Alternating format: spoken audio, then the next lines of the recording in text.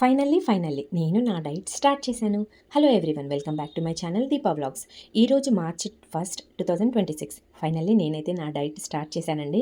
New ఇయర్కి resolution తీసుకున్నాను, కానీ స్టార్ట్ చేయడానికి 2 months పట్టింది. But you know what, late అయినా పర్లేదు, స్టార్ట్ అయింది ఇంపార్టెంట్. నా వెయిట్ ఇప్పుడు 72 kgs అండి.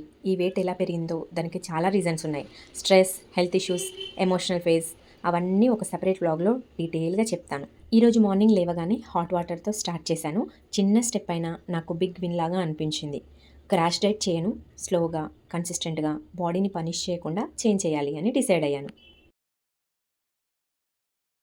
అంతకుముందు కూడా నేను హాట్ వాటర్ తాగేదాన్ని, కానీ మధ్యలో చాలా డేస్ నుండి తాగటం లేదు. అందుకే ఈరోజే మళ్ళీ స్టార్ట్ చేశాను ఫ్రెష్గా.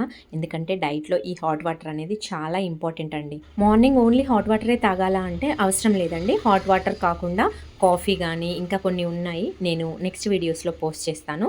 రెగ్యులర్గా నా వీడియోస్ ఫాలో అవుతూ ఉండండి, మీకు కొన్ని టిప్స్ కూడా ఇస్తాను ఖచ్చితంగా. అండ్ బ్రేక్ఫాస్ట్కి ఓన్లీ 2 ఇడ్లీలు తిన్నా, సింపుల్ ఫుడ్, ఓవర్గా ప్లాన్ చేయలేదు. నా ఇంటెన్షన్ పర్ఫెక్ట్ డైట్ కాదు, కన్సిస్టెంట్ డైట్.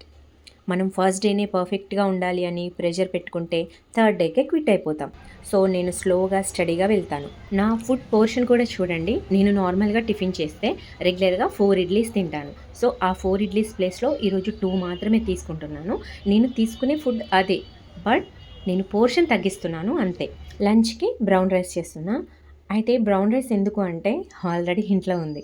డైట్ కోసం స్పెషల్ గ్రాసరీస్ కొనలేదు. ఇంట్లో ఉన్నవి అయిపోయాక షాప్ చేస్తాను అని డిసైడ్ చేశాను. వెయిట్ లాస్ అంటే ఎక్స్పెన్సివ్ ఫుడ్ కాదు, right mind set important. Brown rice, chicken curry తింటాను. సేమ్ డిన్నర్కి కూడా ఇదే ప్లాన్.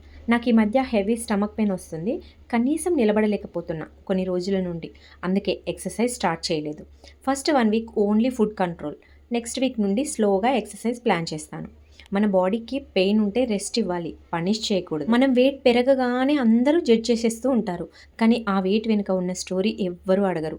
నా 72 kgs వెనుక ఒక స్టోరీ ఉంది, ఒక జర్నీ ఉంది, ఒక స్ట్రగుల్ ఉంది. ఆ స్టోరీ మొత్తం నెక్స్ట్ బ్లాగ్లో చెప్తాను. ఈరోజు పర్ఫెక్ట్ కాదు, కానీ కన్సిస్టెంట్గా ఉంటే పర్ఫెక్ట్ అవుతుంది. March 1, 2026.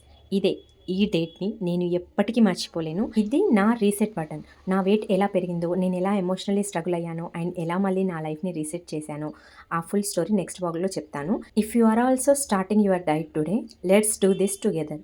No pressure, no comparison, just progress. See you in diet blog day 2. Thank you.